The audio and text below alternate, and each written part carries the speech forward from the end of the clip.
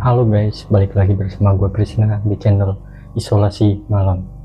Di sini pintu telah terkunci, lampu telah padam, dan hanya ada kamu bersama cerita yang seharusnya tidak pernah terdengar. Pada kesempatan kali ini, gue akan membawakan kisah mistis dari teman gue, di mana dia sempat mengalami kisah di Alas Roban. Seperti yang kita tahu, dan mungkin kalian banyak mendengar cerita-cerita mistis di Alas Roban tersebut. Gimana ceritanya? Mari masuk lebih dalam, karena dalam kesendirian kamu tidak pernah benar-benar sendiri.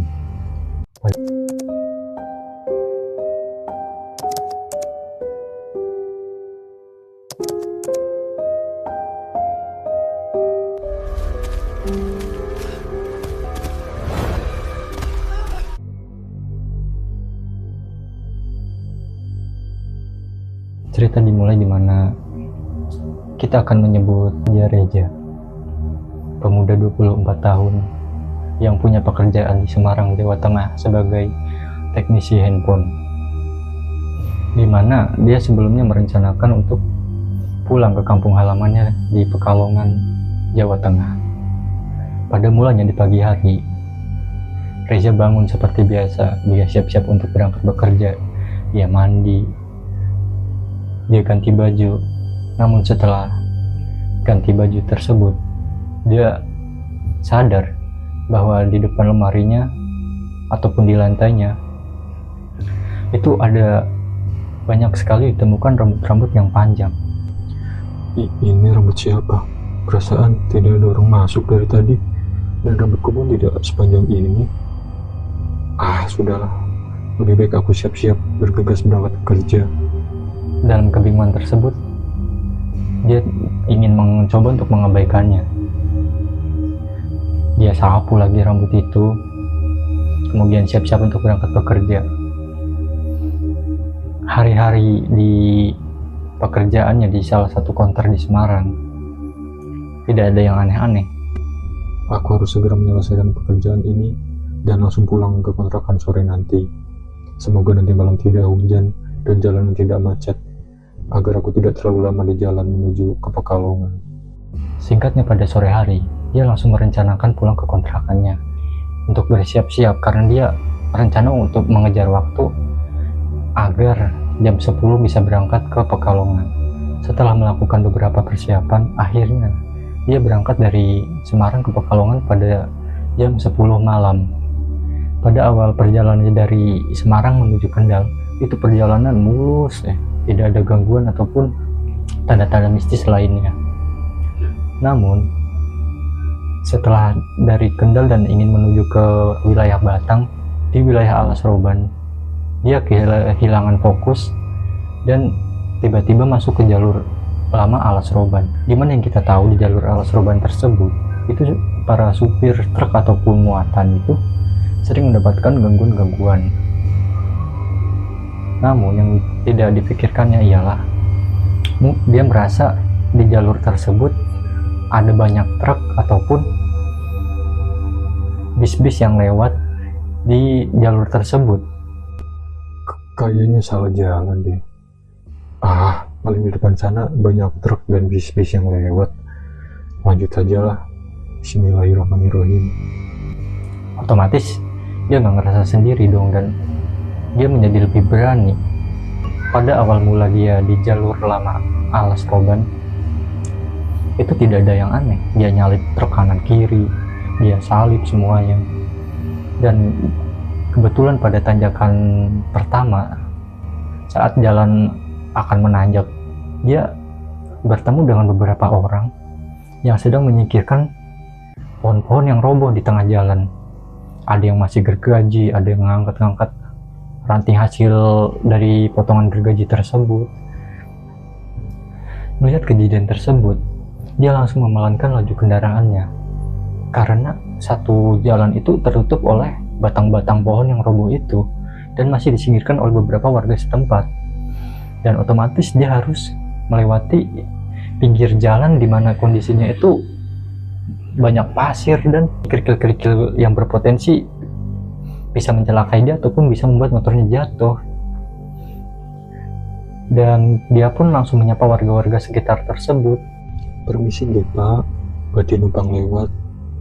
Tapi anehnya, saat dia sapa para warga tersebut, para warga hanya menoleh ke arah dia dengan muka pucat dan tidak berekspresi, ataupun muka mereka tuh datar, dan hanya melihat Reza yang lewat tanpa membalas sapaan dia. Tapi di situ Reza masih berpikir positif. Mungkin para warga masih capek karena harus menyingkirkan pohon sebesar itu yang roboh. Dengan pikiran yang masih kacau dan belum bisa memproses apa yang terjadi sebelumnya, dia melanjutkan perjalanan tersebut hingga dia harus melewati tanjakan yang memiliki tikungan tajam. Tapi saat hendak melewati tanjakan tersebut, dia merasa ada yang meniup leher bagian belakangnya dia, dan itu membuat dia kehilangan keseimbangan karena kaget. Astagfirullah, mungkin cuma angin barusan. Aduh, aku harus tetap fokus ke jalan. Kemudian dia langsung membetulkan kondisi motornya dan memarkirkannya di pinggir jalan tersebut. Dan dia pun sontak mengeluarkan HP-nya dengan maksud untuk menyalakan maps ataupun mendengarkan musik sehingga bisa menenangkan pikirannya. Sudah jam 11:30 malam. Masa dari tadi baru nyampe sini saja? Mana tidak ada sinyal pula. Mungkin aku harus menunggu truk yang tadi agar ada teman di jalan. Setelah memutuskan untuk menunggu truk tersebut, di dalam kegelapan dia seperti melihat secercah cahaya dari sorot lampu teplok yang masih menggunakan minyak tanah. Dan kemudian dia penasaran karena dia melihat seperti ada bangunan di dalam kegelapan tersebut. Kemudian dengan penasarannya dia menyeberangi jalan untuk melihat lebih jelas apa bangunan itu. Dan yang bikin dia kaget, di situ dia melihat seperti warung, kayak warung-warung jadul gitu, dengan masih memakai dinding anyaman dari kayu, dengan beberapa orang yang masih terlihat ngopi. Itu warung. Jangan-jangan itu warung yang sering dibicarakan orang ketika mereka tersesat di jalur alas ruban ini. Ini sudah gak beres. Lebih baik aku langsung lanjutkan perjalananku. Akhirnya dia sadar dan langsung buru-buru kembali ke motornya dia. Tanpa berpikir panjang lagi, dia langsung menyalakan motornya dan langsung bergegas untuk melanjutkan perjalanannya. Karena hampir 30 menit yang menunggu, truk tersebut tidak sampai-sampai ataupun dia tidak berpapasan dengan kendaraan-kendaraan lainnya. Dan itu membuat pikirannya makin kacau. Dia langsung gas motornya, dan pada saat dia melewati warung itu, dia melihat orang-orang yang ngopi ataupun makan di warung itu mukanya datar semua, pucat, sama seperti yang dia lihat sebelumnya saat ada pohon romo di tengah jalan. Dan yang anehnya lagi, orang-orang tersebut tuh tidak ngobrol ataupun tidak berinteraksi satu sama lain, hanya diam. Wah, itu bikin pikiran dia makin kacau itu. Dia langsung gas motornya. Setelah beberapa meter melewati warung tersebut, dia kembali ke posisi di mana kiri kanannya itu pohon jati dan diselimuti awan ataupun kayak semacam kabut yang pekat, gelap, dan satu-satunya cahaya hanya dari motornya dia. Dia gas lagi tuh motornya. Kemudian yang bikin dia kaget adalah dia nemuin jalan bercabang, guys. Jadi ada satu jalan yang mengarah ke kiri, belok kiri, dan satunya lagi lurus. Dia pun bingung, Kenapa tiba-tiba jalurnya ada persimpangan seperti ini? Aku harus lewat yang mana? Tapi feelingku bilang ke kiri. Oke, aku akan belok ke kiri. Setelah melewati jalan tersebut, beberapa meter kemudian, dia sempat berhenti lagi untuk menengok ke belakang, di mana dia ingin memastikan kondisi jalan yang tidak dia pilih.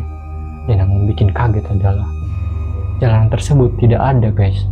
Jadi hanya ada pohon-pohon jati yang gelap, kemudian hanya ada jurang yang dalam gitu, sampai tidak kelihatan dasarnya karena saking gelapnya.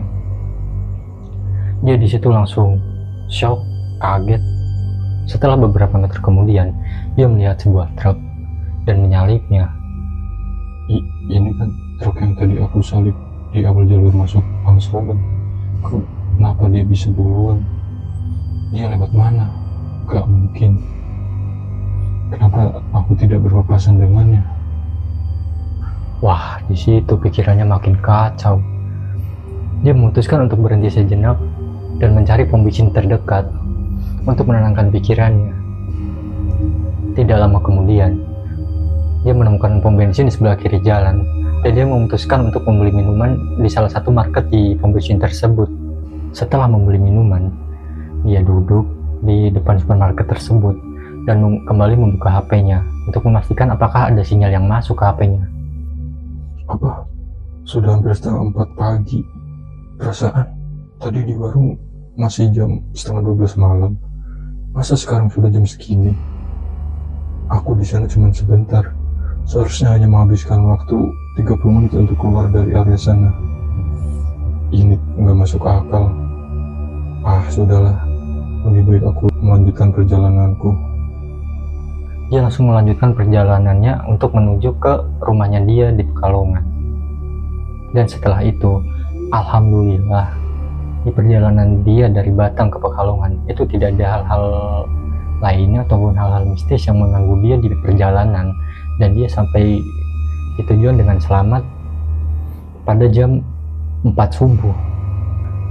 Bayangin guys, dia jalan sudah hampir 6 jam, dimana seharusnya dia memakan waktu paling lama 2 jam dari Semarang ke Pekalongan tersebut. Dan setelah sampai rumah, dia langsung memarkirkan kendaraannya di depan rumah, dan dia pun disambut oleh ibunya. Dia mencium tangan ibunya, dan dia pun menceritakan apa yang terjadi di jalan kepada ibunya. Seperti itu Bu ceritanya. Astagfirullah Reza, ibu kan sudah bilang jangan lewat Alas Roban sendirian, apalagi malam-malam. Itu jalur tua, Res. Kamu itu disesatkan agar tidak bisa pulang dari sana.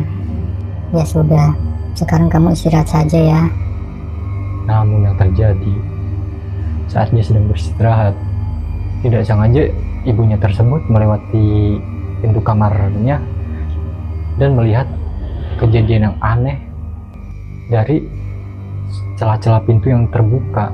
Jadi pintunya tuh tidak tertutup rapat, dan ibunya tuh melihat dari celahnya ada sosok wanita bergaun putih yang sedang mengelus-ngelus kepalanya. Pergi kamu, jangan mengganggu. Oke guys, gimana menurut kalian dan apa yang terjadi? Mungkin dari kalian ada yang memiliki pendapat ataupun memiliki pengalaman serupa di jalur tersebut. Ceritakan kisahnya di kolom komentar. Terima kasih telah mendengarkan. Mungkin cerita berakhir di sini, namun malam semakin larut dan kesunyian baru saja dimulai. Punya pengalaman horor dan ingin kisahmu diceritakan di sini? Kirim ceritamu ke email di bawah ini.